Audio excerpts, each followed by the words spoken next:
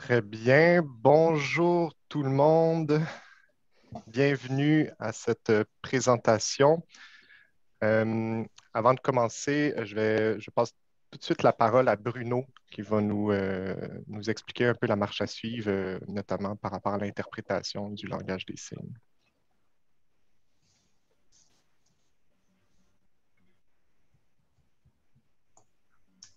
Oui, donc bonjour tout le monde. Comme vous voyez, nous avons de l'interprétation en langue des signes française.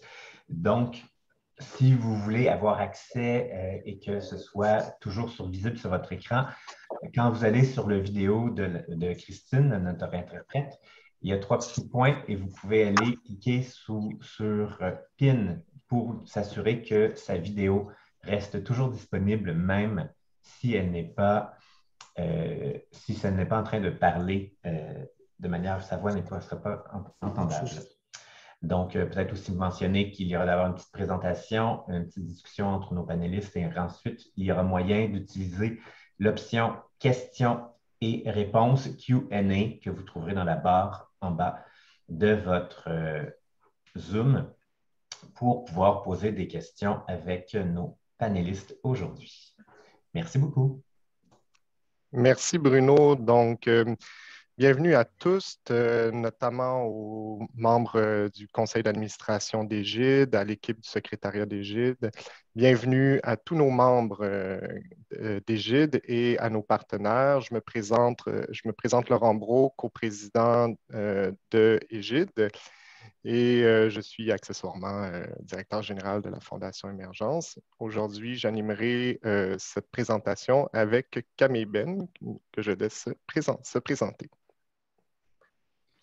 Bonjour à toutes et à tous. On vous remercie énormément d'être présents aujourd'hui, en ce vendredi.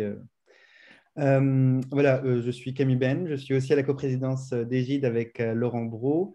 Et accessoirement, je suis fondatrice d'une organisation en Algérie qui s'appelle LOM et de la coalition maghrébine. Voilà. Merci Camille.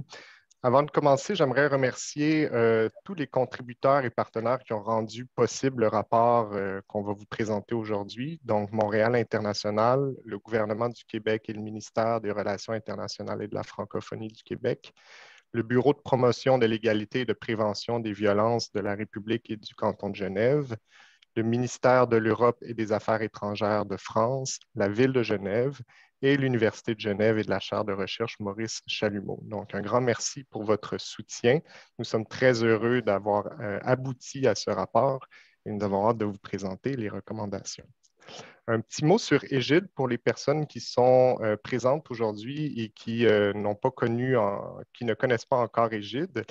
Donc, Égide a été créé depuis maintenant 3 ans. C'est un organisme qui a un réseau de plus en plus grandissant de 168 organisations membres actives dans plus de 35 pays de la francophonie mondiale, à la fois dans les Amériques, à l'Océanie, en passant par les Caraïbes, l'Afrique et l'Europe.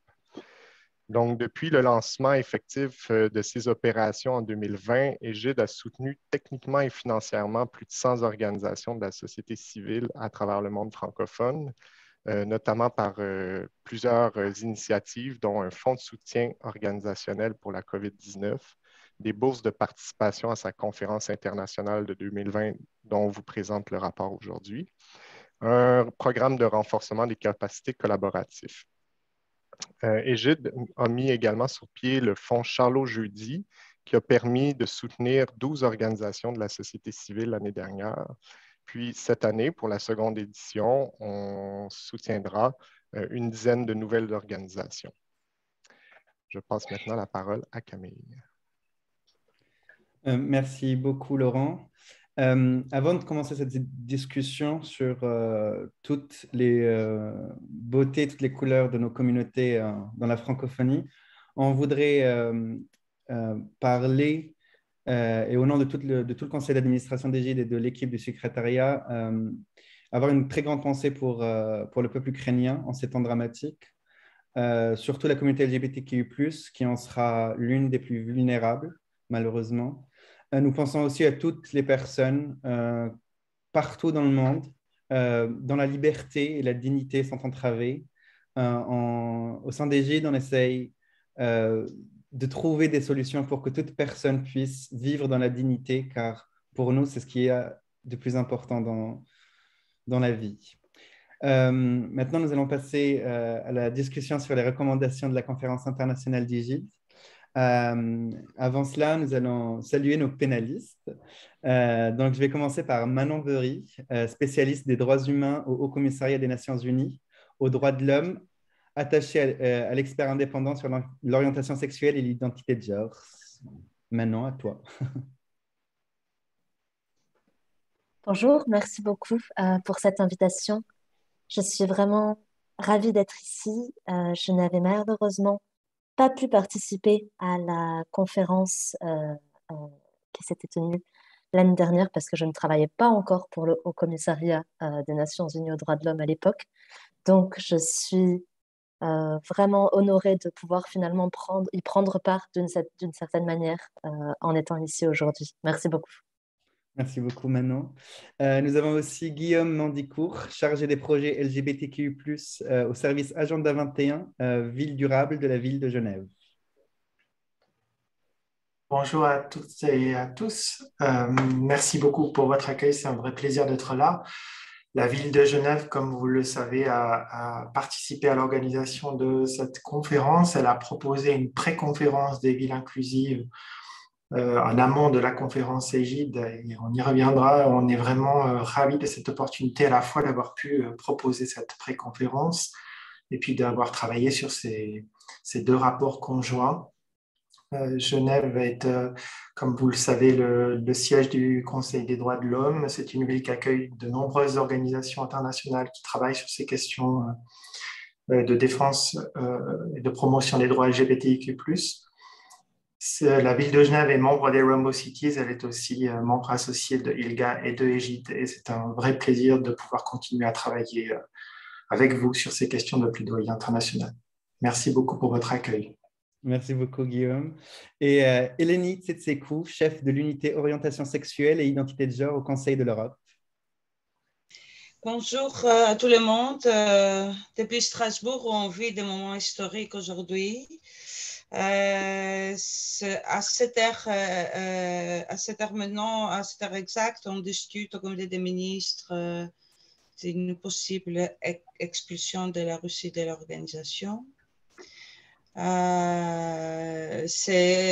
Nos pensées vont aux communautés LGBTI avec lesquelles on travaille depuis des années, dans un contexte très, très difficile.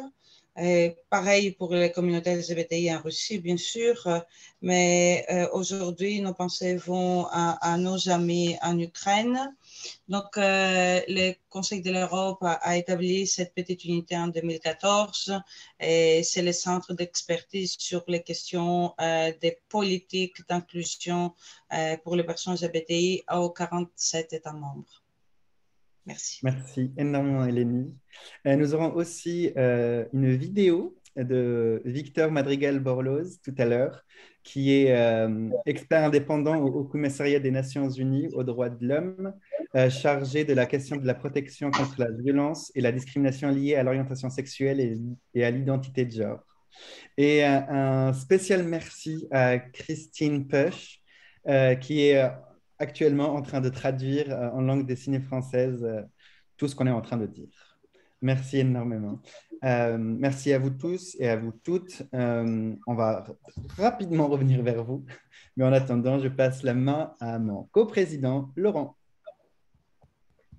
Donc, j'ai perdu mes notes avec le partage d'écran. Excusez-moi. Voilà.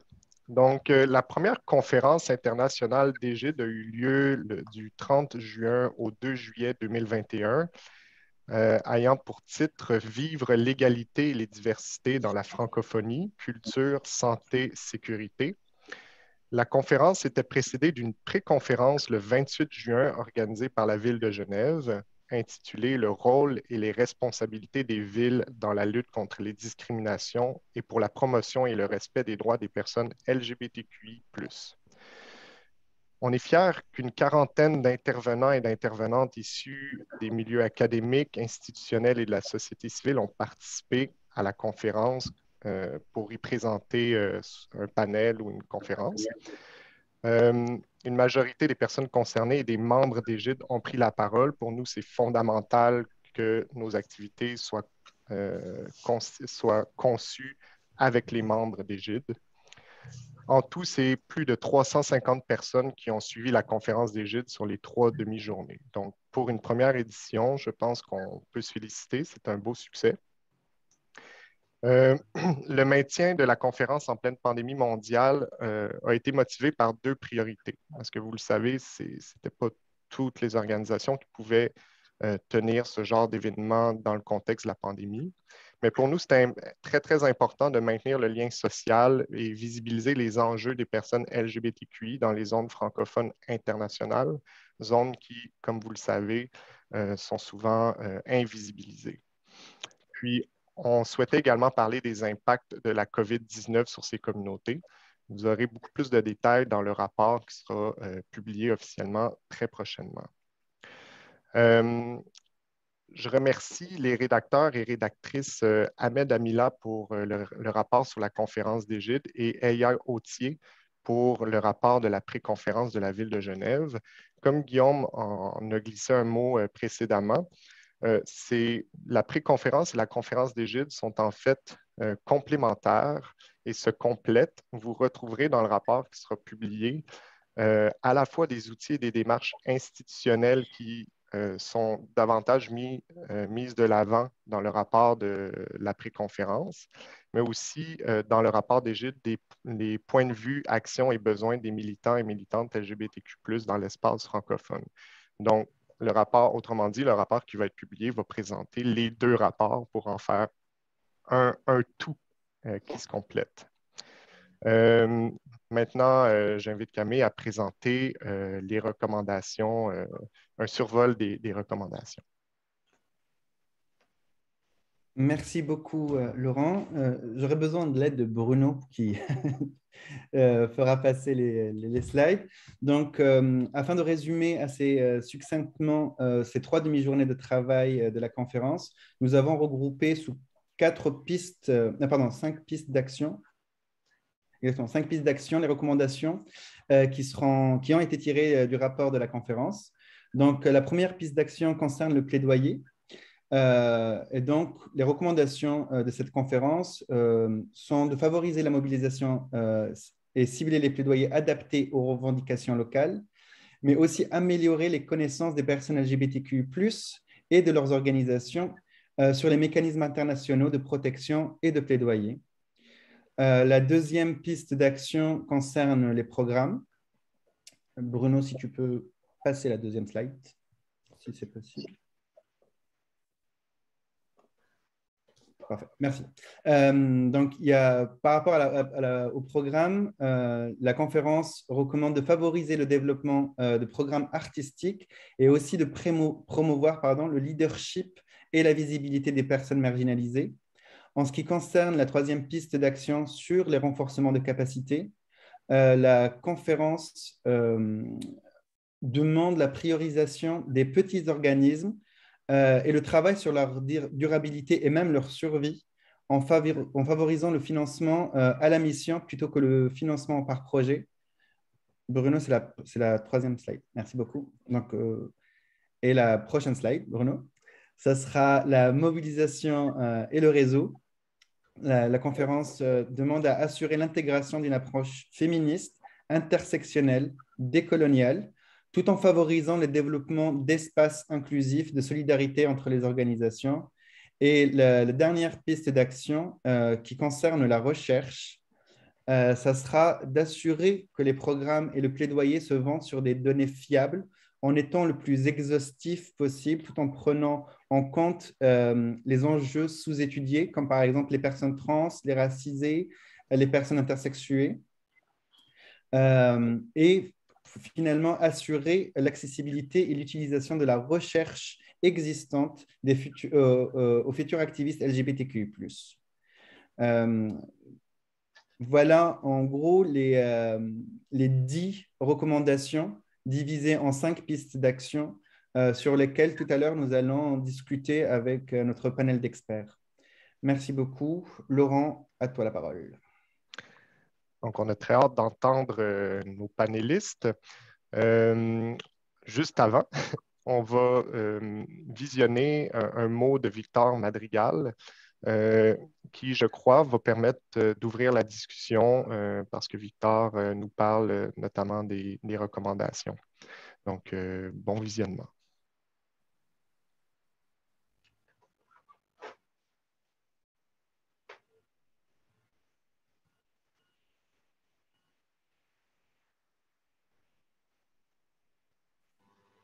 Je ne sais pas, Bruno, si le son fonctionne, mais pour moi, ça ne fonctionne pas. Classique.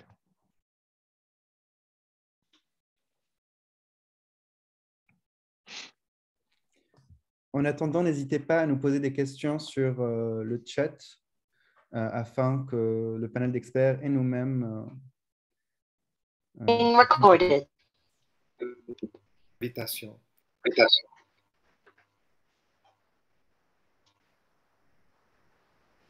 Chers amis, je commence mon intervention d'aujourd'hui en exprimant ma gratitude à Égide pour son aimable invitation. Je suis ravi de participer à cet événement qui marque un autre dans cette série d'événements qui cherchent à construire des ponts de communication entre la société civile et les institutions publiques et en particulier les villes. Comme vous le savez, mon mandat m'a amené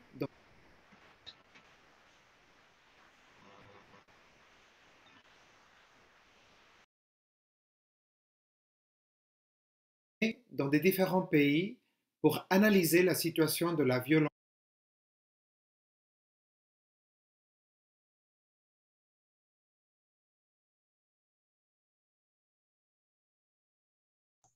Excusez-moi du petit bug, je vais essayer de régler cela différemment.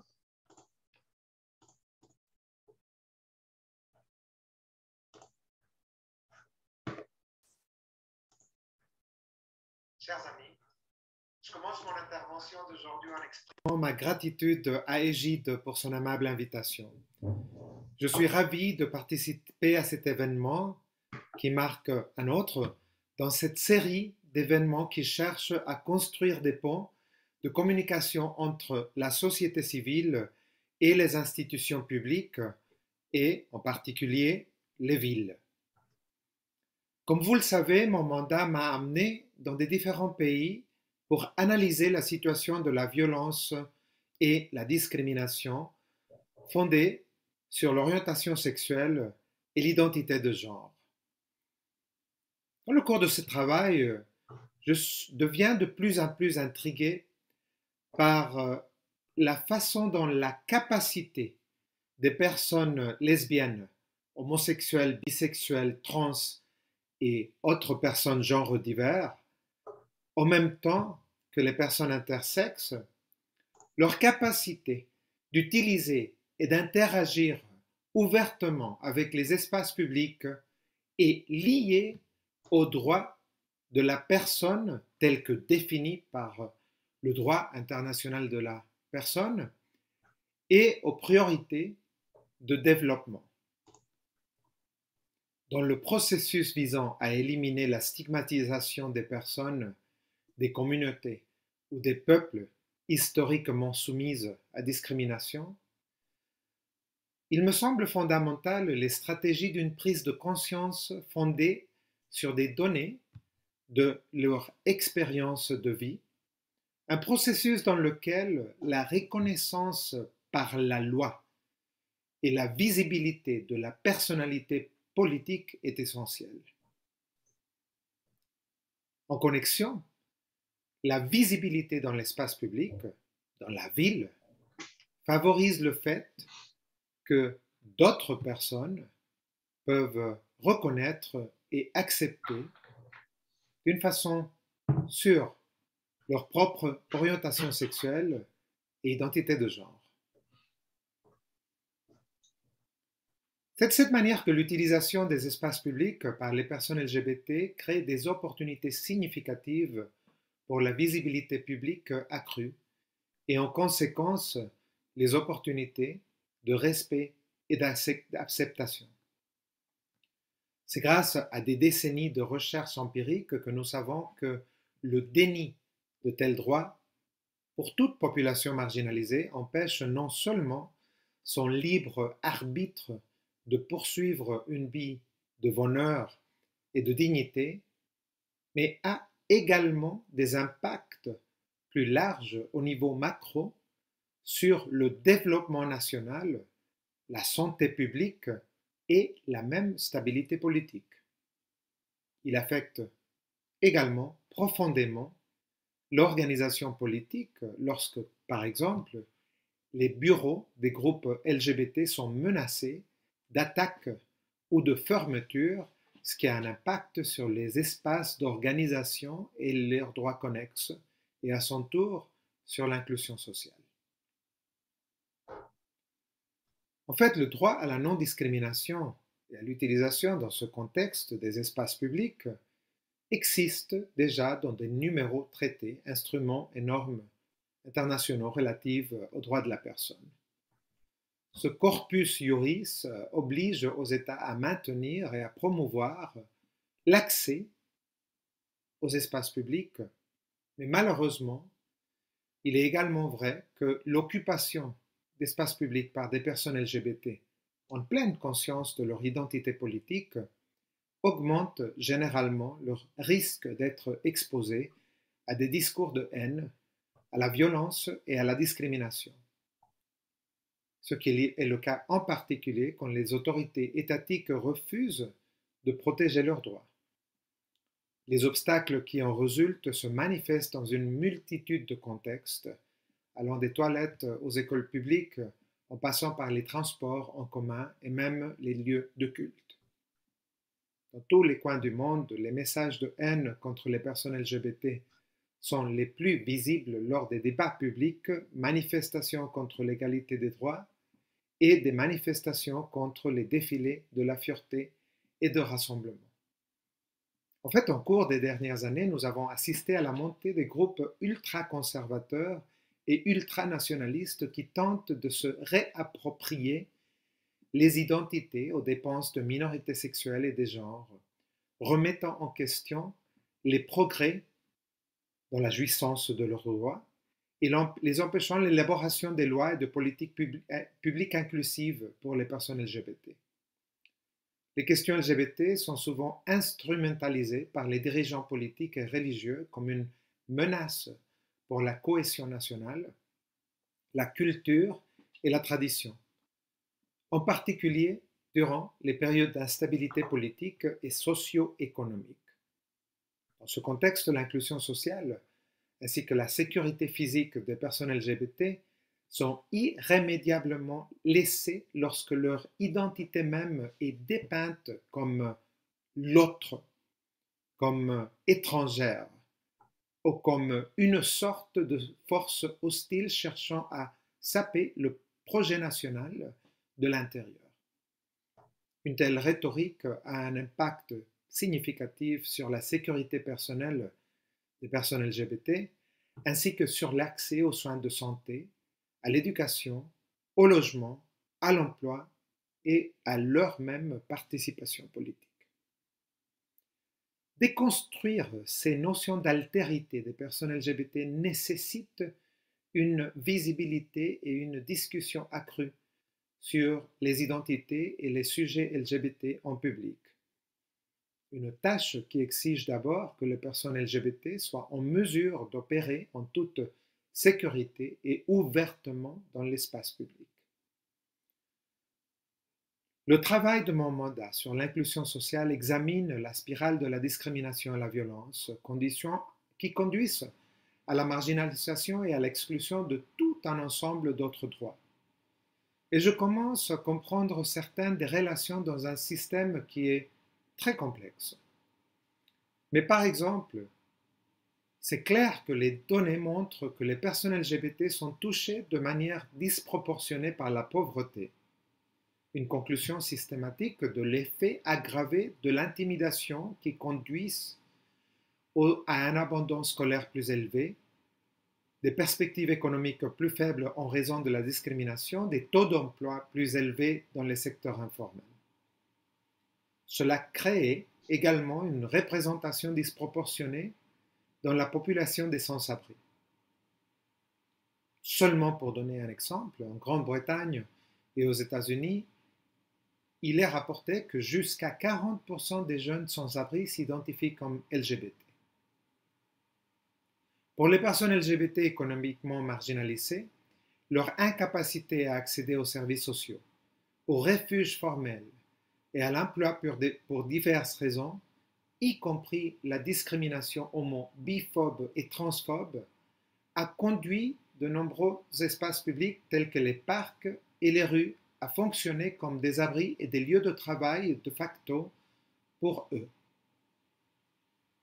Dans ce contexte, il est clair que les États doivent garantir la disponibilité et l'accessibilité des espaces publics, y compris les installations sanitaires, les transports publics et les centres communautaires de santé, et créer ces espaces comme libres de violence et de discrimination. La nécessité pour les personnes LGBT d'accéder de manière sûre aux services d'assainissement a conduit à des débats publics profondément conflictués et stigmatisants sur des questions qui sont objectivement inoffensives, telles que l'accès à des toilettes en conditions non sexistes et les espaces publics, à l'éducation et à les milieux de travail dans un processus qui est déjà décrit, par exemple, par mon collègue, le rapporteur spécial sur le droit de la personne à l'eau potable et à l'assainissement. Si bien la limitation à l'espace public semble exister à tout moment et en tout lieu, elle se manifeste en particulier en ce qui concerne la capacité de personnes LGBT à se rassembler librement par le biais des marches telles que celles organisées pour commémorer la Journée internationale contre l'homophobie, la transphobie et la biphobie, ainsi que les marches annuelles de la fierté LGBT. Cette utilisation d'espaces publics s'est avérée comme un outil essentiel et efficace pour sensibiliser et lutter contre la discrimination et la violence fondée sur orientation sexuelle ou identité de genre, et en particulier les marchés de la fierté, les festivals et les événements qui donnent visibilité sur la diversité sexuelle ou de genre envoient des messages importants d'inclusion, d'appartenance et d'amour. Ces événements, qui se veulent des célébrations joyeuses et pacifiques, se sont transformés dans de nombreux États, en fait dans des opportunités pour attaques violentes contre les personnes LGBT, en particulier dans les juridictions où les autorités locales et la police refusent de remplir leurs obligations en vertu du droit international de protéger les personnes LGBT contre la violence et de défendre leurs droits de réunion pacifique. Tous ces éléments, en fait, reflètent un agenda de travail qui est absolument actuel dans tous les coins du monde. Et chers amis, la sécurité des rues, des parcs, des transports publics et d'autres espaces devrait être un droit pour tous. Il est nécessaire que les autorités publiques prennent des mesures positives pour assurer la protection des personnes LGBT contre la honte, l'exclusion et l'abus dans l'espace public. La décriminalisation, l'engagement continu et la promotion de la tolérance, la diversité et les points de vue pluralistes doivent, dans ce contexte, être une priorité, car ils sont au centre des sociétés, de la société même en démocratie.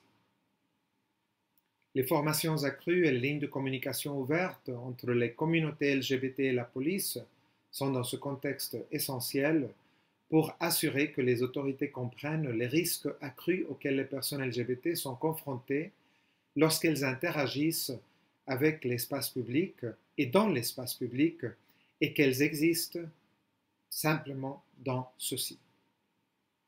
Je suis sûr que vos travaux constitueront une contribution importante à ce programme et je me réjouis à la perspective de poursuivre le travail conjoint dans ce domaine.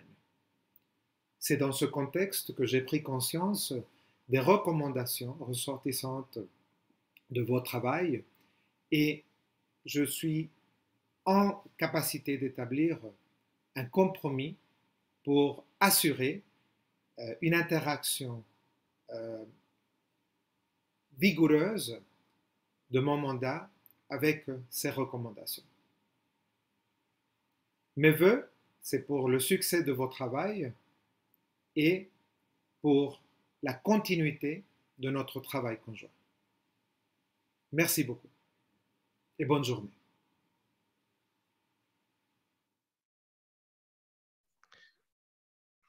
Un grand merci à Victor Madrigal-Borlos pour son soutien, son engagement et la prise en compte de nos recommandations. Le thème de la sécurité, je sens que ce sera un thème qui va revenir probablement lors de la 2e édition de la conférence internationale ou dans d'autres activités d'Égide parce que c'est vraiment central, notamment dans le contexte avec la montée des violences envers nos communautés. Donc, merci encore une fois, Victor Madrigal, pour votre intervention et votre vidéo. On va passer maintenant au cœur de la présentation avec notre cher panel. Donc, vous avez entendu Guillaume, Manon, Eleni, Victor, vous avez lu les recommandations. Donc, je vous lance une première question. Et je vous invite à tour de rôle à y répondre à qui voudra bien casser la glace.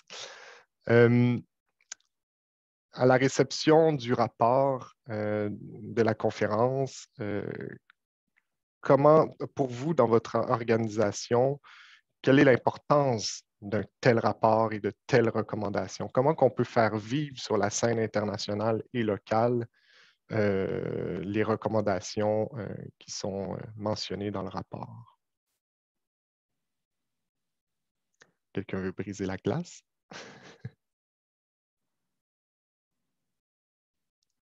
Eleni. Moi, oui, Eleni, elle voudrait prendre la parole, mais je ne voyais pas mon visage, excusez-moi. Alors, juste pour vous dire que vos recommandations, en fait, c'est le travail quotidien de notre petite unité SOGI. Donc, on plaidoyait, c'est le travail qu'on fait avec les États membres à travers les activités des formations, et des séminaires et de renforcement de la communauté LGBT, et surtout dans les pays où cette communauté elle a vraiment besoin de notre soutien. C'est une des priorités de notre unité à les aider à renforcer leurs capacités et on le fait à travers des grants, d'un soutien financier qu'on fait et on le fait à travers des formations et des essences de bonnes pratiques au niveau régional par exemple entre les différentes organisations où on sait que elles sont assez dynamiques et elles peuvent les aider aussi à construire des arguments et revendiquer les droits. Je vais donner l'exemple, par exemple, de la communauté, des communautés transgenres dans beaucoup des États où elle est assez encore faible. au niveau des revendications et on essaye de les soutenir autant que possible, et pas seulement à travers des séminaires, etc., mais en les aidant aussi à faire face à des difficultés qui sont liées à leur survie. Donc, ça, c'est la première, par rapport à la première recommandation. C'est vrai que la visibilité, c'est très important. Et tant qu'il y a de marchés de fierté qui sont interdits, qui sont attaqués aux États membres, on sera là pour les soutenir. On les soutient par notre présence, bien évidemment, de nos bureaux locaux, ou même l'unité essaye d'être, on est une petite unité, on essaye d'être présent, et on les soutient en prévenant les autorités et en leur demandant de respecter la Convention européenne des droits de l'homme et leurs droits, les droits de manifester. Donc, ça, c'est un travail qu'on fait dans plusieurs États membres. Je peux donner des exemples, en commençant par la Géorgie. C'était le cas en Ukraine, bien sûr, en Albanie, en Serbie, en Bosnie, en Macédoine du Nord. On l'a fait aussi en Turquie. Donc, c'est dans notre programme annuel. Le renforcement des capacités, comme j'ai dit, on forme... On forme les autorités locales, on fait des échanges de bonnes pratiques. Au niveau régional, dans les Balkans, on le fait beaucoup, mais aussi dans les autres États membres, entre la Grèce, le Malte, Malte qui est quand même un champion actuellement sur l'égalité des droits de l'égalité des droits des LGBT. Donc, c'est un renforcement de capacités, c'est ce qu'on appelle peer-to-peer learning. Et c'est pareil par rapport à la mobilisation des réseaux. Je ne sais pas si je dois prendre toutes les recommandations, peut-être que j'aurai des questions, mais j'ai toujours des exemples de 5 recommandations. C'est sûr qu'au niveau des villes, c'est là où ça se passe. Et l'exemple de la Pologne est je pense que vous êtes tous au courant de ce qui se passe en Pologne au niveau local. On a des localités où elles se sont déclarées LGBT free zones. Et là, en Pologne, on travaille beaucoup pour constituer un réseau de municipalités inclusives. Donc, on a des municipalités qui travaillent et qui font un travail discret peut-être, mais ça vaut la peine de les soutenir et de leur donner, de les encourager, parce qu'ils travaillent dans un contexte très, très difficile. Mais dans tous les États membres, même les plus difficiles, la Turquie par exemple, on a toujours des bons, même en Russie, on a toujours des choses qui se passent au niveau local. Et c'est, même si le Conseil travaille beaucoup au niveau gouvernemental pour changer les lois et les politiques, les plans d'action, etc., et on pense que beaucoup, ça se passe au niveau local, même dans les pays les plus difficiles, les plus durs. Bon, je ne sais pas si je peux revenir, hein, si j'ai des questions. Certainement, vous aurez l'occasion de revenir sur les autres points. J'avais peut-être juste une question pour vous.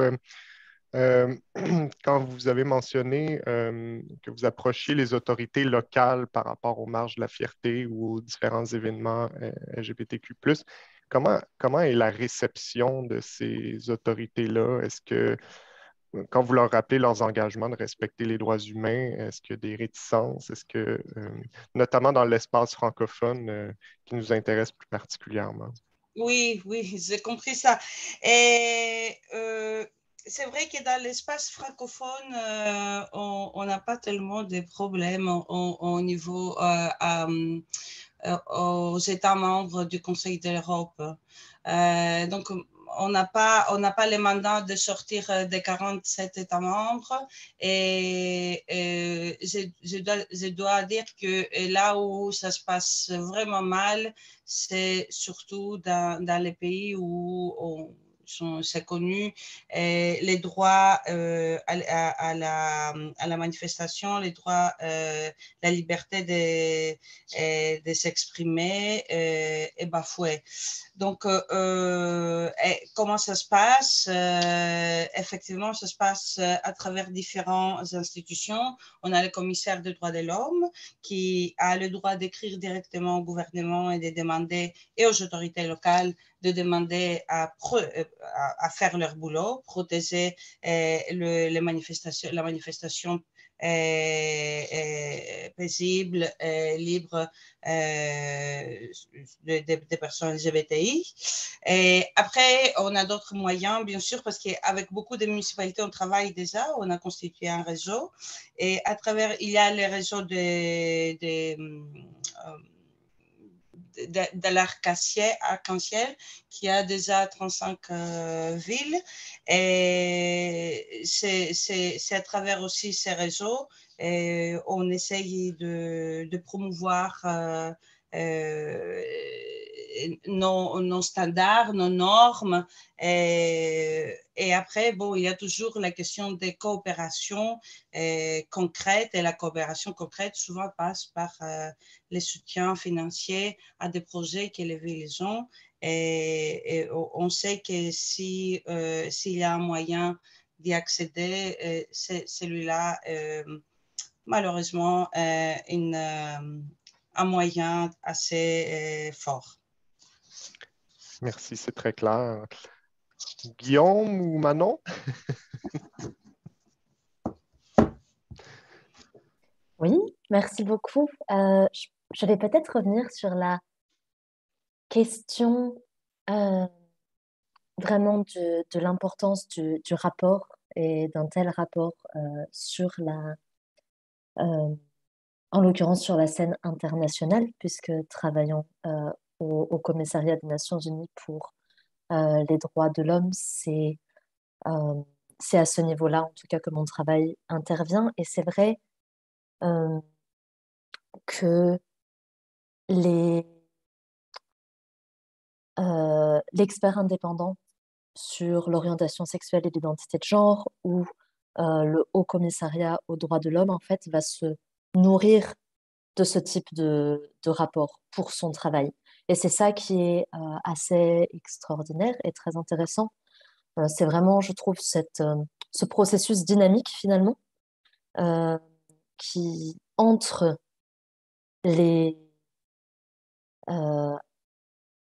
ce genre de projet tel que celui-ci, mené par Égide, et les organisations internationales, mais aussi finalement entre les scènes locales et les scènes internationales, dans le sens où, par exemple, au sein du travail de l'expert indépendant sur l'orientation sexuelle et l'identité de genre, l'un des points méthodologiques les plus forts du travail de l'expert indépendant, ça va être de faire des rapports annuels qui vont être présentés ensuite à l'Assemblée générale des Nations unies ou au Conseil des droits de l'homme sur certaines thématiques. Et afin de faire ces rapports, on va finalement se nourrir de ressources qui sont faites au niveau local ou par des activistes ou par d'autres organisations internationales pour les mettre ensemble au sein d'un rapport thématique qui ensuite va repartir finalement sur la scène internationale et locale, et les activistes ou les municipalités vont se servir de ce rapport-là pour eux-mêmes, au niveau local, refaire, voilà, faire avancer certaines politiques, faire avancer le renforcement des capacités, etc. Et c'est ça, je trouve, qui est très important d'avoir en tête quand on construit un rapport tel que celui-ci. C'est vraiment comment est-ce qu'il va être utilisé ensuite, comment est-ce qu'il va être mis en œuvre par la suite par différents acteurs. Et dans ce sens, je trouve que ce rapport-ci et la série de recommandations qui a été faite est assez fascinant, puisque les recommandations qui ont été faites peuvent vraiment s'appliquer à tout le monde, que ce soit au sein du mandat pour l'expert indépendant sur l'orientation sexuelle et l'identité de genre. On peut prendre chaque recommandation et on a des idées de comment les appliquer, qu'est-ce qui manque. En effet, elles sont vraiment faites, c'est comme si elles étaient faites pour nous, mais en entendant Eleni tout à l'heure discuter, bien sûr, elles semblent aussi faites pour le Conseil de l'Europe, et je suis sûre que Guillaume va nous dire que ça... Pardon, je ne peux pas m'avancer, mais elles ont l'air très, très bien adaptées pour être appliquées au niveau des municipalités aussi, mais aussi au niveau des organisations non gouvernementales. Donc, ça ouvre une voie très importante pour vraiment travailler ensemble, je trouve, pour pouvoir les mettre en œuvre. Et je vous félicite pour vraiment cet excellent travail. Et j'aimais beaucoup le terme qu'a utilisé Victor Madrigal-Borlos dans son intervention. Plus tôt, il a parlé d'une interaction vigoureuse. Et je pense vraiment que ces recommandations, la conclusion du rapport, amène vers ça, vers une interaction vigoureuse entre les recommandations et aussi entre nous tous qui travaillons avec. Merci Manon, très heureux d'entendre que le rapport sera utile pour vos travaux au niveau du Conseil des droits de l'homme. Guillaume. Tout a été dit, je n'ai plus rien à dire. Je plaisante. Si vous me permettez, je vais peut-être revenir parce qu'effectivement, il y a beaucoup de choses qui se croisent et c'était là tout le sens. Et vraiment, je suis ravi qu'on ait pu aller jusqu'au bout de cette démarche de travailler ensemble sur la pré-conférence et la conférence, de pouvoir présenter les deux rapports ensemble parce qu'évidemment, ils se répondent. L'idée qu'on avait pour proposer cette pré-conférence, c'était de se dire on va aller explorer ce que finalement on fait au quotidien à la ville de Genève et avec nos partenaires, que ce soit au sein des Rainbow Cities ou dans d'autres réseaux de villes, c'est de se dire finalement revenons aux sources, quels sont les rôles et les responsabilités des villes en la matière. Les responsabilités, Victor l'a rappelé, les villes et les gouvernements locaux ont cette responsabilité d'assurer à l'ensemble de leur population la sécurité et le bien-être sur leur territoire. L'ensemble de la population, c'est population, communauté LGBTIQ comprise. Donc ça, c'est la responsabilité. La responsabilité, c'est le vivre ensemble. C'est l'accès équitable aux prestations municipales. C'est un certain nombre de devoirs. Ça, c'est le cadre qu'on voulait reposer dans cette pré-conférence, de dire, ben voilà, ce qui nous rassemble finalement, c'est ces responsabilités-là, c'est cette manière de gérer le territoire et en même temps d'être au plus proche des populations, donc d'être au plus proche finalement de ce niveau de défense des droits humains qui évidemment doit intervenir à tous les niveaux, mais pour lesquels les villes et les gouvernements locaux sont peut-être en première ligne. Et ensuite, on s'est dit, on va explorer finalement comment faire. Comment faire, c'est souvent la première question qui vient quand on aborde ces questions-là avec nos partenaires. C'est de dire, oui, mais j'aimerais bien, j'entends bien, je vois bien, mais je ne sais pas comment m'y prendre. Avec l'idée de se dire, quelle que soit finalement la taille des municipalités, quel que soit le contexte, il y a toujours des choses à faire. Et la meilleure manière de faire, c'est d'aller questionner les besoins du terrain. Et pour ça, il faut rentrer en dialogue avec les communautés, avec les collectifs, avec les associations locales. D'où l'intérêt, évidemment, pour nous de présenter cette pré-conférence dans le cadre de la conférence des Gilles. C'est un dialogue permanent entre les communautés, les associations, les activistes LGBTIQ+. Ces personnes-là ont l'expérience et l'expertise, connaissent leurs besoins et peuvent travailler de manière très concrète pour guider finalement les municipalités dans la mise en place de leur politique publique. Donc c'est vraiment, tout est là, sans forcément aller chercher ailleurs. Vous avez sur votre territoire toutes les ressources, toutes les capacités pour entamer ce dialogue et entamer ce travail. C'était ça l'idée de cette pré-conférence. Et puis finalement, on se rend compte que dans les points qui émergent dans le rapport d'Ella Autier, ma collègue qui a rédigé le rapport de préconférence et que je salue et remercie, qui m'a aussi aidé dans la mise en place de la conférence, dans ce rapport qu'on a voulu présenter finalement de manière plutôt thématique, pour pas être redondant aussi avec les captations vidéo et permettre de mettre le focus finalement sur les fils rouges qu'on voyait dans cette préconférence, on se rend compte que la manière dont on l'a construite, donc en commençant par les points de vue d'expertise associative, mais aussi des experts des questions LGBTQ+, et des politiques publiques, puis ensuite en travaillant sur la question des bonnes pratiques, en faisant échanger les représentants et représentantes des collectivités publiques et des villes qui nous ont rejoints, et ensuite en questionnant le travail en réseau. Au travers de cette construction-là, on se rend compte qu'on a finalement les mêmes centres d'intérêt, les mêmes revendications, les mêmes points forts qu'on a vu émerger au sein de la conférence Égide.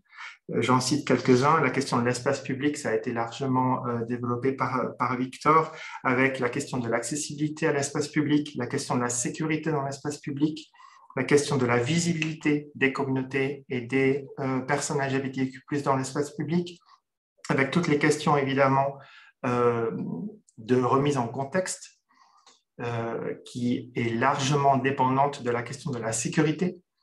Victor l'a dit, être visible dans l'espace public, c'est un lien direct avec la mise en danger potentielle, et donc c'est au pouvoir public de s'assurer de la possibilité d'être visible et présent dans l'espace public. Si vous ne voyez pas les personnes LGBTQ+ dans l'espace public, c'est qu'il y a un problème, et c'est de votre responsabilité d'institution publique de vous assurer de cette possibilité de visibilité. Là encore, en concertation avec les personnes concernées dans la manière dont elles souhaitent être présentes, évidemment, sans forcer les choses. Et il faut toujours garder en tête dans les politiques publiques aussi la question de l'outing. Vous devez travailler avec, vous ne devez pas travailler à la place d'eux, et surtout pas forcer ou mettre en danger les communautés avec lesquelles vous travaillez. Il y a la question des collaborations, des partenariats. Ça, c'est un focus qu'on a mis aussi. Je l'ai dit, le travail avec les associations, essentiel, primordial. C'est impossible de développer une politique publique cohérente sans être en dialogue permanent avec les personnes qui sont concernées. Le travail en réseau, que ce soit entre collectivités publiques locales, au niveau national, au niveau international, pour l'échange de bonnes pratiques, et puis aussi pour se donner du courage. Ça, c'est quelque chose sur lequel insiste Alfonso Gomez, qui est conseiller administratif de la ville de Genève, dont vous retrouverez l'intervention dans le rapport. Il dit que c'est aussi important que les collectivités publiques, qui ont à leur tête des élus, puissent se donner du courage mutuellement, parce que ce n'est pas des politiques faciles à mener et toujours faciles à défendre dans un monde extrêmement polarisé, où ces questions-là sont utilisées souvent de manière clivante. Victor l'a dit et Lénie l'a rappelé, c'est des thématiques qui sont souvent utilisées de manière populiste, de manière clivante, et particulièrement dans le contexte de tensions sociales ou de guerre qu'on vit actuellement en Ukraine, mais aussi, il ne faut pas l'oublier, dans beaucoup d'endroits dans le monde en d'autres temps et d'autres lieux. Et puis, je terminerai là, ne pas oublier aussi que la politique interne aux administrations, les villes sont aussi des employeuses. Elles ont donc des responsabilités vis-à-vis de leurs employés, y compris leurs employés LGBTIQ+. On a beaucoup évoqué ça aussi dans la préconférence. Et c'est extrêmement intéressant de voir comment on va aider les collaboratrices et collaborateurs des administrations municipales à mieux se sentir dans leur cadre de travail et aussi à mieux faire leur travail. Donc, c'est la question de la ville comme employeuse, de la communication, du positionnement des villes. Vous voyez derrière moi le jet d'eau de la ville de Genève éclairé au couleur arc-en-ciel. Il ne faut pas minimiser la valeur des symboles. Évidemment, les symboles seuls, sans politique publique cohérente, ne servent à rien et sont contre-productifs. Mais les symboles permettent aussi de donner des rendez-vous. Ça a été dit aussi par Victor. Le 17 mai, Journée internationale de lutte contre l'homophobie, la transphobie, la biphobie. Voilà, c'est des rendez-vous qu'il faut créer aussi avec sa population. la question de l'adaptation des documents, toute la documentation interne, externe des administrations publiques. Et puis, le fait de travailler aussi avec les ressources internes, de pouvoir développer, favoriser la mise en place de groupes, de collectifs, d'associations d'employés LGBTQ+, au sein des administrations publiques. Ça, c'est peut-être une étape ultime, mais c'est vrai que quand vous avez ce groupe qui se développe, c'est à la fois le signe d'une bonne santé de votre administration, et puis en même temps, c'est une ressource formidable parce que c'est à la fois une ressource en termes de compétences sur les questions LGBTQ+, d'expérience, d'expertise, mais aussi de compétences au sein de votre administration. Personne ne connaît mieux votre administration que vos collaboratrices et vos collaborateurs. Personne ne connaît mieux les enjeux autour des questions LGBTQ+, au sein de votre administration que vos collaborateurs et collaboratrices LGBTQ+. Voilà, j'arrête là, j'étais un peu long, je complète volontiers ultérieurement. Merci. C'était très intéressant, Guillaume. Ce que tu viens de mentionner se retrouve évidemment dans le rapport de la préconférence qui est inclus dans le rapport. Donc, si vous avez des contacts ou des liens avec les municipalités, les administrations municipales, c'est important de leur communiquer le compte-rendu du rapport de la préconférence. Comme tu nous le démontres très bien, Guillaume, dans ta présentation, les municipalités sont souvent le palier le plus gouvernemental, le plus près de la société civile et donc ce qui permet d'avoir un contact direct et d'avoir des politiques publiques qui sont produites conjointement avec les organismes LGBTQ+, de la société civile. Donc, c'est un palier gouvernemental très, très important. Puis, merci encore pour l'implication de la Ville de Genève dans cette grande conférence.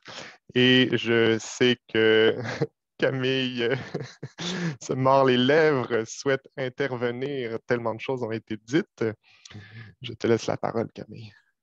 Merci beaucoup, Laurent. Pardon, merci beaucoup, Laurent. En réalité, c'était surtout pour répondre en tant qu'égide cette alliance francophone par rapport au moment historique qu'on est en train de vivre avec ce rapport. C'est quand même le premier rapport sur les questions LGBTQ+, dans la francophonie. Je vous fais un petit teaser, il fait un peu plus de 100 pages, donc vous pourrez le lire dans votre train ou pendant les vacances de printemps. Et en réalité, je vais réutiliser une expression qu'a utilisée Manon et Victor sur l'interaction vigoureuse, mais surtout entre l'interaction vigoureuse entre le Nord et le Sud, entre tous les genres humains possibles, mais aussi entre l'univers militant, l'univers politique et l'univers des universités. Donc, tout ce beau monde a permis d'écrire ce rapport. Donc, c'est vraiment un rapport qui n'est pas juste un rapport d'intellectuel ou un rapport d'activistes qui rêvent grand et qui espèrent, qui ne connaissent pas la réalité de la politique. En réalité, c'est vraiment un rapport qui a été écrit pendant ces 3 jours avec toutes ces personnes. Et c'est pour ça que c'est un rapport qui est très, très important pour nous en tant qu'égide, en tant qu'organisation internationale francophone. Et c'est aussi, on va dire, un peu actuellement la Bible sur laquelle on va pouvoir travailler ces années-là. Mais aussi, en tant qu'activiste venant du Sud, ça nous permet d'avoir vraiment quelque chose de tangible quand on va parler avec certaines communautés, certaines décideurs et décideuses pour pouvoir leur dire voilà notre situation. Quelles sont les recommandations qui sont les plus spécifiques et pouvoir faire avancer les choses, que ce soit en Europe, mais aussi en Afrique et dans toutes les régions qu'Égide fournit une assistance, c'est-à-dire toutes les régions du monde. Et c'est pour ça que ce rapport-là, en tout cas pour nous, est très, très important et on est très, très fiers.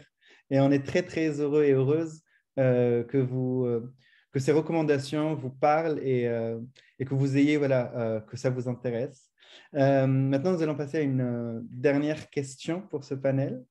À travers ces recommandations, à travers ce rapport, à travers toutes ces discussions, comment pensez-vous que vos institutions internationales où les villes en tant que telles peuvent offrir à Égide, mais aussi et surtout à ses membres, qu'ils soient en Europe, mais aussi dans d'autres pays où malheureusement c'est beaucoup plus compliqué d'y accéder.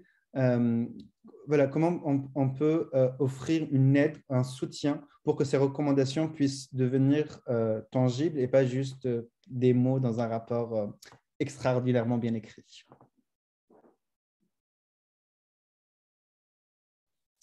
Je passe la parole à Elénie.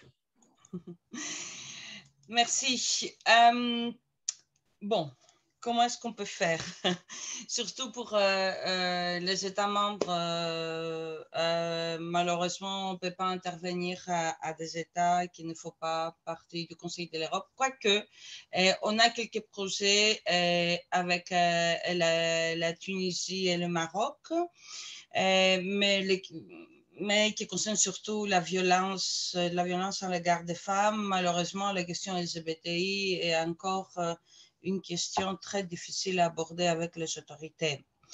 Mais on aura un point d'entrée dans ces deux pays s'il y a des associations qu'on peut soutenir. Je ne sais pas si ça sera possible à travers votre réseau de se mettre en contact. On peut toujours trouver des moyens à soutenir la société civile dans ces deux pays. Maintenant, comme j'ai déjà mentionné, quand on a échangé au Conseil de l'Europe, on a un réseau de villes, c'est le réseau de villes interculturelles. Donc, on adopte dans ces réseaux, ce sont des villes qui ont adopté une approche interculturelle de l'intégration et de l'inclusion. Qui permet aux villes de mieux servir leur communauté, maximiser les avantages et minimiser les risques inhérents. Et comment on fait avec ces villes à travers ces réseaux? On soutient ces réseaux. C'est un réseau qui a plus qu'une centaine de villes. Bon, la création des espaces dédiés, opportunités d'interaction. Ce sont des actions très concrètes qu'on soutient. Le partage du pouvoir. Donc, dans beaucoup de villes, on a créé des unités qui s'occupent de la question d'égalité. Ils ont un point de contact sur les questions d'égalité pour les personnes LGBTI. On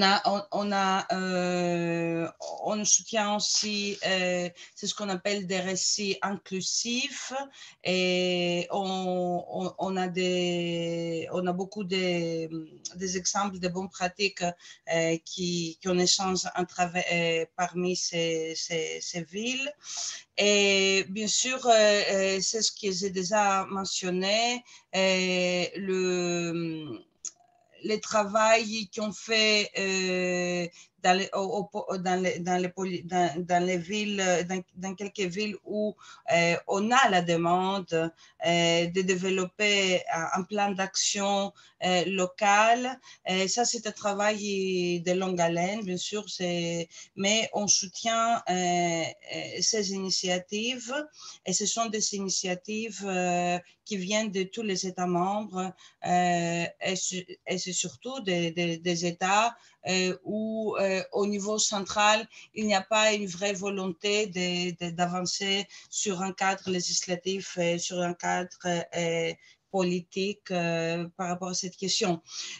Donc, on soutient ces initiatives, et on fait venir aussi d'autres villes. C'est l'exemple de Belgique, par exemple, de Norvège, ou d'autres villes qui ont quand même une politique au niveau local qui pourrait être un exemple. Et on sait que les villes cherchent ce type d'exemple, cherchent à apprendre. Je peux donner l'exemple aussi de l'Albanie, où dans plusieurs villes, au niveau des municipalités, on a établi ce qu'on appelle LGBT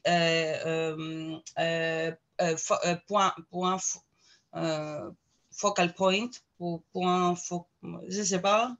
Et on a plusieurs villes en Albanie qui ont dans la municipalité une personne, et on a formé cette personne. On a formé cette personne, et c'était le travail, c'était un travail qu'on a fait tout au long d'une année. Et cette personne est censée traiter ces questions au niveau des municipalités. À Monténégro, c'est pareil. En Monténégro, par exemple, on a eu un échange de bonnes pratiques avec l'Italie, et ils ont signé une charte de coopération au niveau régional par rapport aux questions de non-discrimination à l'encontre des personnes LGBTI. Donc, on a plusieurs exemples. Tout n'est pas négatif dans notre région. Et ce sont et on sait que les villes sont beaucoup plus ouvertes au changement. Bien sûr, des fois, on a des décisions au niveau municipal qui vont à l'encontre de nos normes, mais les personnes LGBT et leur visibilité, l'Europe change, leur visibilité au niveau local influence beaucoup les politiques. Une personne LGBT peut être notre voisin, notre collègue, et on sait que la police, par exemple, au niveau de la police, dans plusieurs pays, on a maintenant une organisation européenne des policiers LGBTI. On travaille beaucoup avec les polices municipales. On a un guide de formation, et on sait qu'ils sont prêts, qu'on a des demandes, et on ne peut pas répondre à toutes les demandes des formations de ce type. Donc, je m'arrête ici, mais je pourrais effectivement vous donner plusieurs exemples, et je vous remercie de m'avoir donné la possibilité de présenter ce travail qu'on fait, et je vais suivre vos travaux.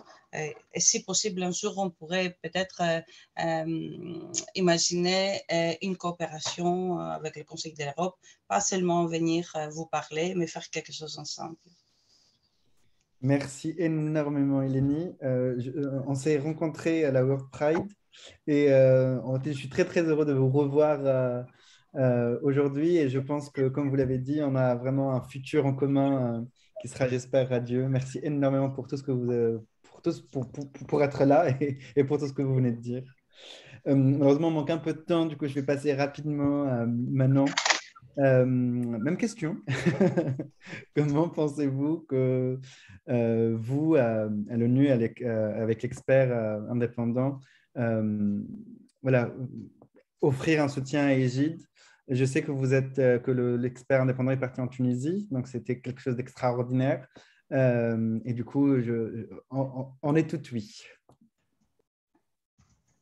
Merci beaucoup. Alors, avant tout, je pense que qu'avant toute chose, le mandat de l'expert indépendant remercie Égide pour son soutien, avant même de penser à comment est-ce que nous, on pourrait le soutenir. Égide soutient énormément l'expert indépendant sur l'orientation sexuelle et l'identité de genre au niveau de l'accessibilité en français de son travail.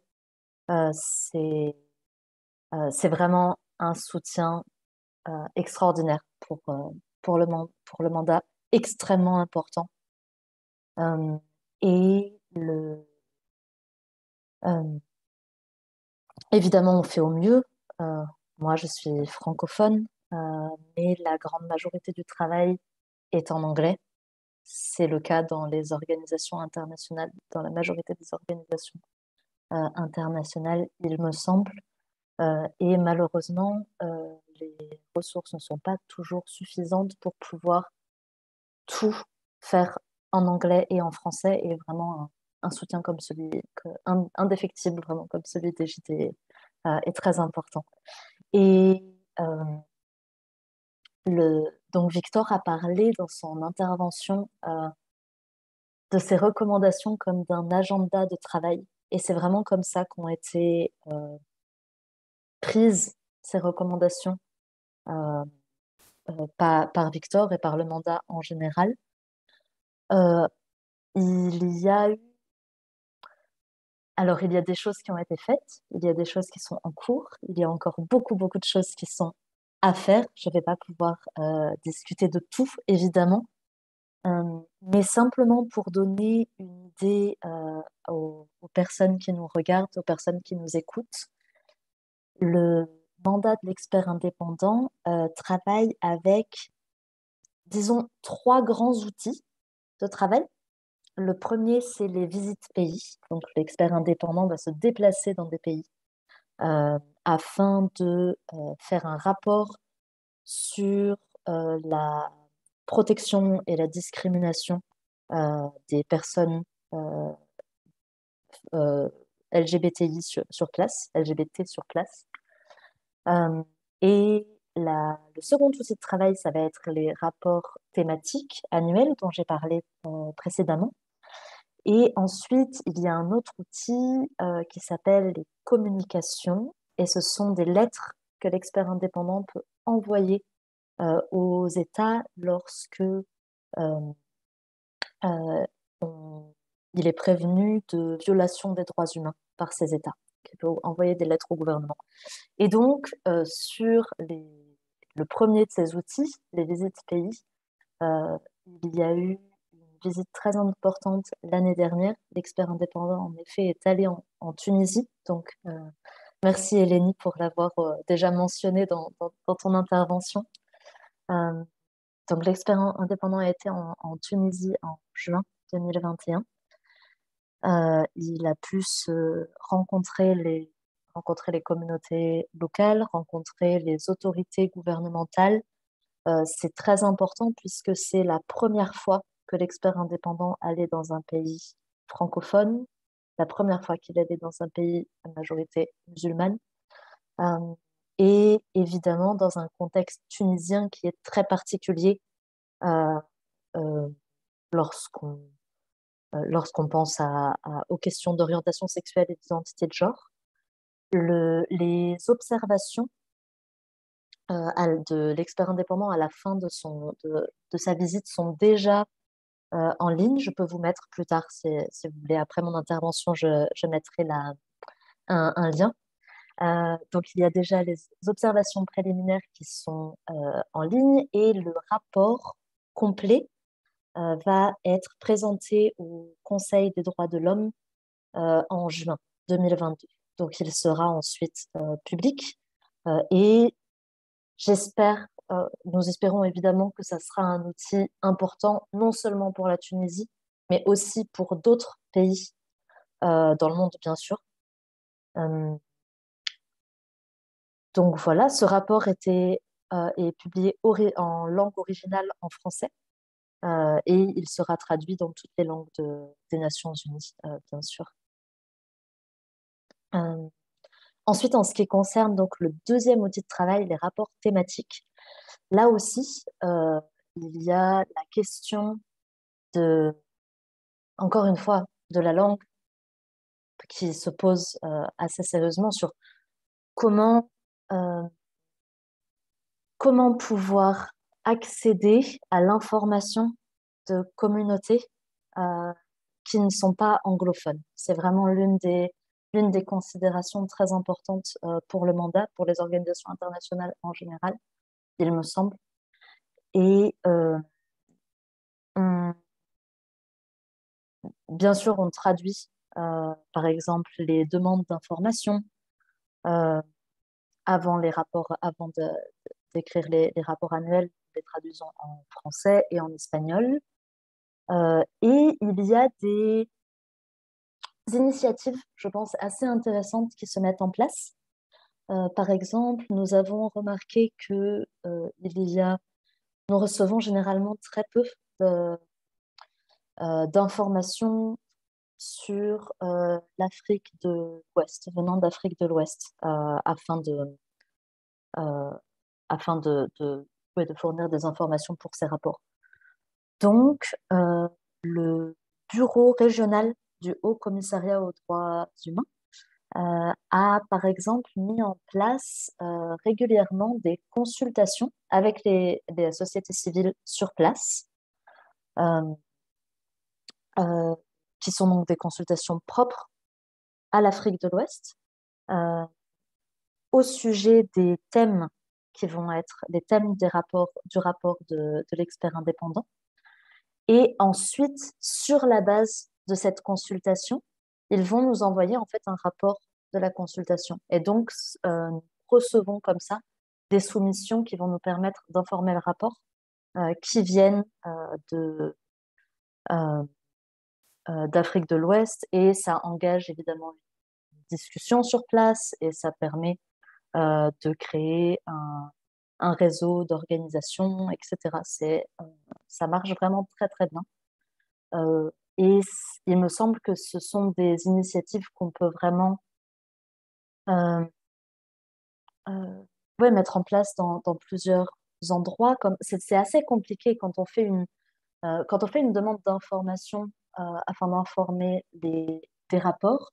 Ça veut dire qu'il faut que les organisations de la société civile aient les ressources humaines, les ressources financières pour prendre du temps, pour faire de la recherche, pour nous envoyer un rapport de 5, 10, 15, 20, 30 pages. Évidemment, ce n'est pas toujours possible. Et c'est vrai que ce genre de consultation où on prend 2 heures finalement pour mettre tout le monde ensemble, puis ensuite nous envoyer les points les plus importants, sont vraiment très, très précieuses. Donc voilà, il y a des initiatives comme ça qui sont faites. Et il me semble que pour le 3e outil dont j'ai parlé, qui sont donc les communications, les lettres au gouvernement, là encore, c'est une question. La question qui se pose est celle de l'accessibilité aux communautés francophones. Souvent, celles-ci n'ont pas finalement accès à l'information selon laquelle on peut nous envoyer des informations, que l'expert indépendant peut envoyer ce type de lettres au gouvernement. Et donc, c'est là-dessus que va aussi se concentrer nos efforts. Voilà, merci. Merci énormément Manon, et merci énormément pour tous les gentils mots par rapport à notre secrétariat qui fait un travail extraordinaire en traduisant les documents en français avec l'expert indépendant. Merci énormément Manon. Guillaume, à toi. Merci. Moi, je rejoins Manon sur le fait que Égide aide aussi les villes et va aider de plus en plus les villes. Donc, c'est vraiment une situation de win-win. En mauvais français, pardon, gagnant-gagnant. La ville de Genève est membre associé d'Égide. Elle continuera à soutenir l'Alliance et elle encouragera la dynamique autour de l'adhésion des villes à ce réseau, en tout cas les interactions. On a vraiment, je pense, beaucoup à apprendre mutuellement et à se soutenir aussi mutuellement. La ville de Genève continuera évidemment à soutenir les organisations locales comme elle le fait. On l'a dit, c'est éminemment important. Merci Manon d'avoir souligné aussi le fait que ces sollicitations ont un coût pour les organisations et donc il faut aussi que les collectivités publiques pensent à donner les moyens, et ça fait partie d'ailleurs des recommandations de cette conférence, donner les moyens non pas au projet mais à la mission. Ça, c'est vraiment quelque chose qu'on est en train de réaliser de mieux en mieux, je dirais, à la ville de Genève. C'est comment on peut pouvoir soutenir de manière structurelle les associations pour qu'elles puissent aussi faire ce travail de collecte, de recherche, d'élaboration de plaidoyer qui est aussi utile après au développement de nos propres politiques publiques. Donc là encore, c'est de l'investissement pour l'avenir. Il n'y a pas de... Rien ne se perd. c'est vraiment, il y a un retour sur investissement très, très, très, très direct pour être très concret. La ville de Genève a aussi un programme de coopération. Donc, on soutient les organisations à Genève qui travaillent en coopération. On soutient par exemple Avocats sans frontières suisse dans son travail de plaidoyer au Cameroun. Il y a aussi d'autres exemples. On va évidemment continuer à soutenir les organisations qui travaillent avec le Haut Commissariat aux droits de l'homme ou le Conseil des droits de l'homme à Genève, notamment dans le cadre de l'examen périodique universel, que ce soit ILGA ou d'autres. On va évidemment continuer à agir de manière très active au sein du réseau des Rainbow Cities. Eleni l'a dit tout à l'heure, on a aussi des municipalités qui sont très proches du réseau ou qui en font partie, qui se trouvent dans des pays où c'est plus compliqué au niveau national, que ce soit en Pologne, en Hongrie, en Turquie. Et c'est aussi un moyen d'abord d'apprendre de l'expérience de ces municipalités-là, puis de les soutenir dans des contextes politiques plus délicats. Il y a une quarantaine de villes à peu près au niveau des Rainbow Cities. C'est un réseau qui croît de manière très, très rapide. C'est un réseau anglophone, ce qui peut être une barrière aussi pour des municipalités francophones de nous rejoindre. Mais là aussi, on crée des liens, on fait des ponts. Et la ville de Genève, en tant que ville francophone, mais aussi ville internationale, est ravie de pouvoir aider à faire ce lien.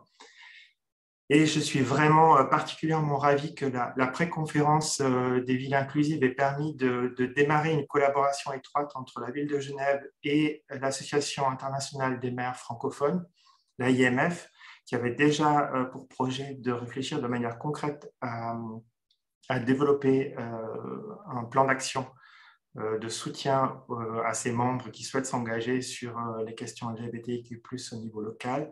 Ça, c'est un travail qui est en cours. On est vraiment très, très heureux de pouvoir, en tant que membre de l'AIMF, aussi contribuer à cette dynamique au sein de ce réseau de villes francophones. Donc voilà, il y a plusieurs pistes, je dirais, mais évidemment, on va continuer à travailler et je pense qu'il faut vraiment créer des ponts entre les communautés anglophones, mais aussi hispanophones ou d'autres communautés dans le monde et la communauté francophone, pour pouvoir bénéficier d'un échange de bonnes pratiques, capitaliser sur les acquis, les bonnes pratiques, l'expérience. Ça passe évidemment par un soutien aux traductions des documents, mais surtout à l'échange dans les deux sens, je dirais, d'expérience et d'expertise, du terrain vers le haut, vers l'expert, vers le haut commissariat, vers le Conseil des droits de l'homme, mais aussi de manière plus transversale vers les communautés au niveau local. C'est vraiment dans les deux directions et si la ville de Genève peut contribuer à cette dynamique, on le fera avec plaisir.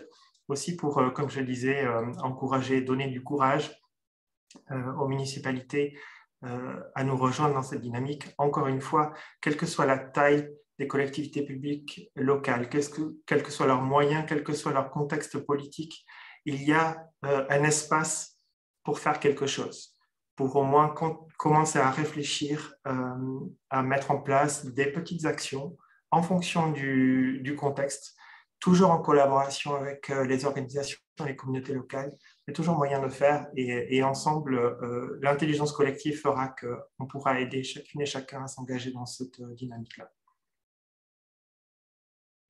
Merci énormément, Guillaume. Merci beaucoup, Manon. Maintenant, nous allons passer aux questions-réponses des participants et participantes, que ce soit sur Zoom ou sur Facebook.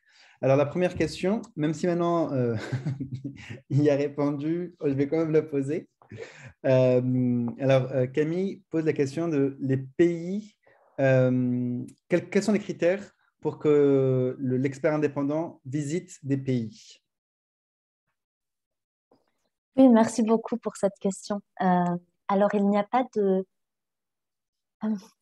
vraiment de critères, mais il y a une obligation, c'est que le pays ait accepté qu'il y ait des visites par les procédures spéciales du Haut Commissariat aux droits de l'homme. Donc, les procédures spéciales, c'est une branche du Haut Commissariat aux droits de l'homme qui regroupe, il me semble que c'est 54 experts indépendants et rapporteurs spéciaux. Et donc, le pays doit avoir accepté que ces rapporteurs spéciaux puissent venir visiter le pays. Ensuite, une fois que l'État a fait a accepté que cela puisse se produire, soit l'État va faire une demande à l'expert indépendant, lui demandant de venir visiter le pays, soit c'est le contraire. L'expert indépendant va demander à l'État de venir visiter ensuite le choix des pays visités se fait selon différents critères plus subjectifs. Ce ne sont plus des obligations, mais seulement d'abord quel État a accepté ou non, parce que finalement il y a des États qui refusent. Et ensuite, bien sûr, on essaye de trouver un équilibre au niveau géographique, au niveau des langues, au niveau des problèmes qui se posent dans certains pays ou dans d'autres. Voilà. On va discuter aussi avec, bien sûr, la société civile, etc., pour faire le choix. Merci énormément, Manon. Une dernière question, et après, vu le temps, je pense que nous allons bientôt conclure. La question est: comment rapprocher les communautés francophones des mécanismes des Nations Unies?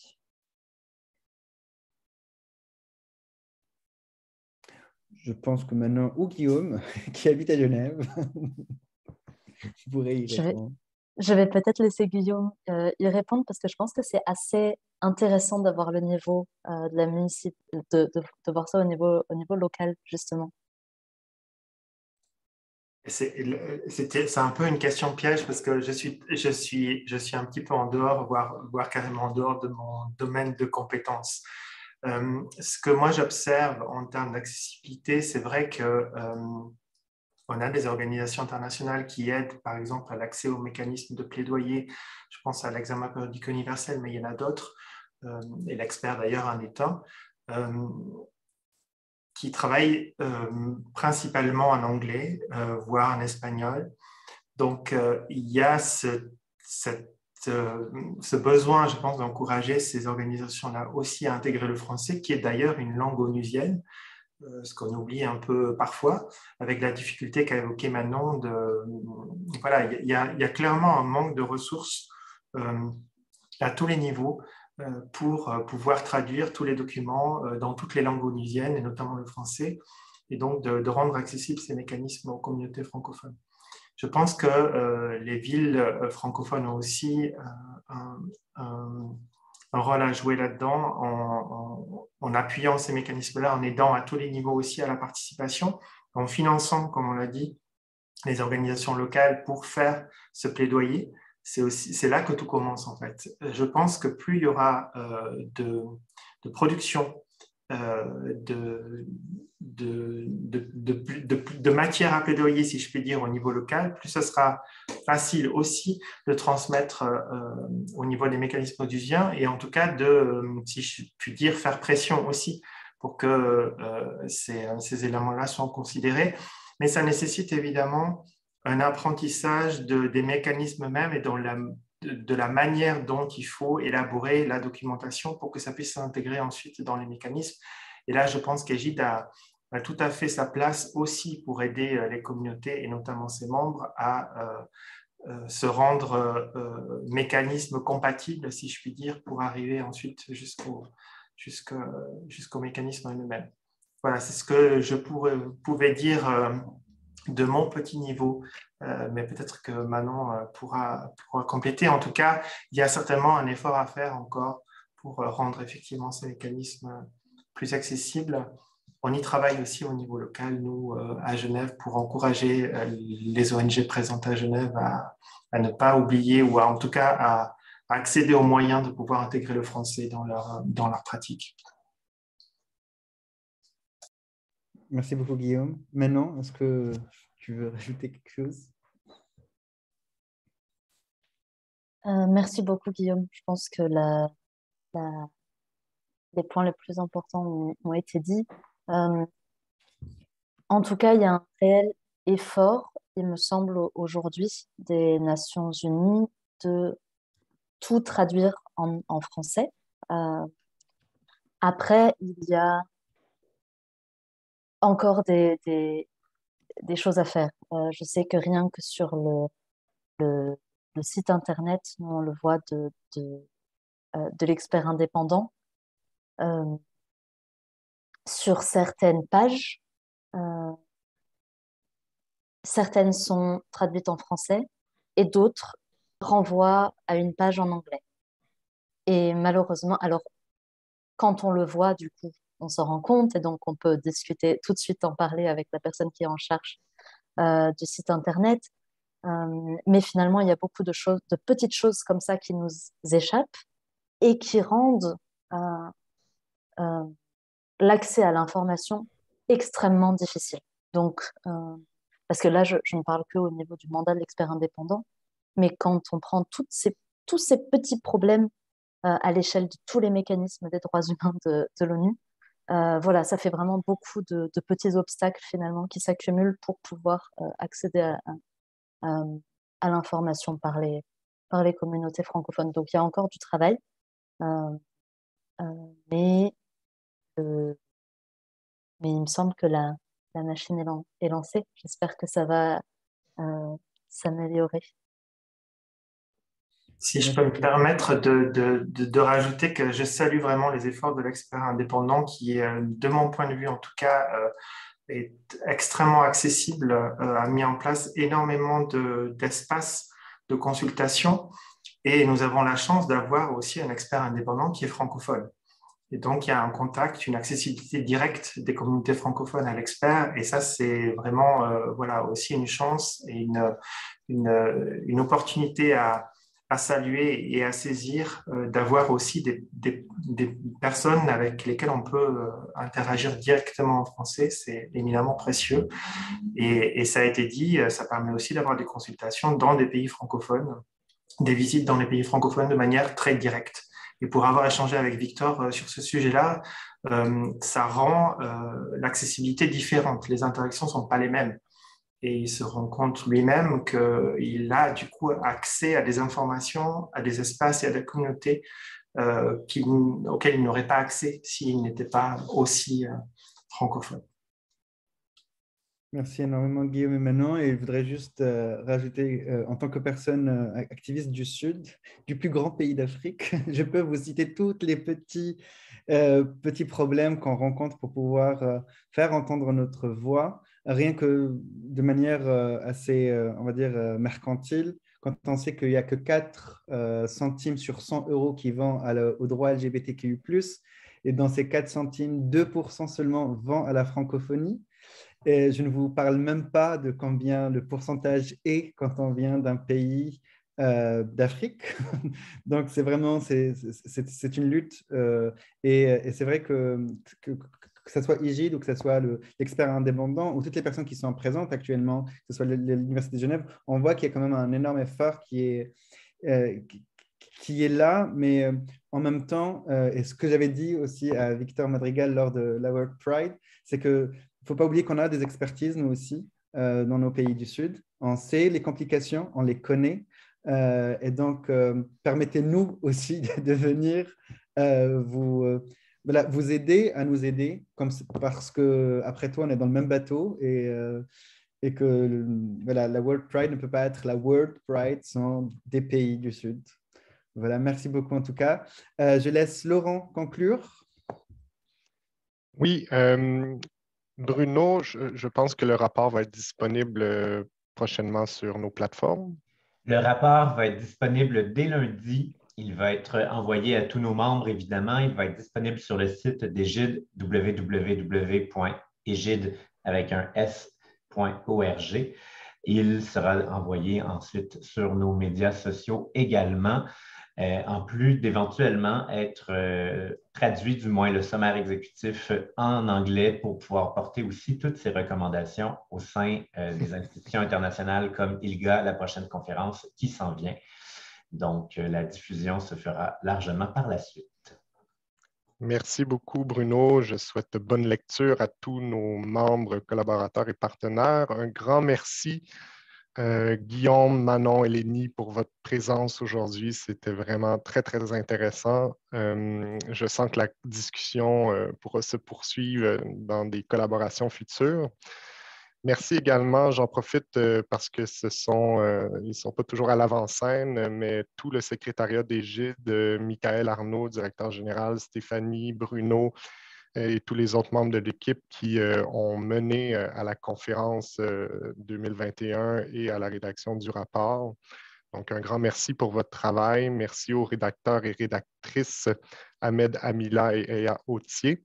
Et pour terminer, merci à Christine qui, depuis 1h30, sans cesse, travaille pour nous. Donc, un énorme merci. N'hésitez pas à nous écrire pour quoi que ce soit. Le secrétariat d'égide est toujours disponible et on vous souhaite une excellente fin de journée. Merci tout le monde. Merci beaucoup et au revoir. Merci beaucoup.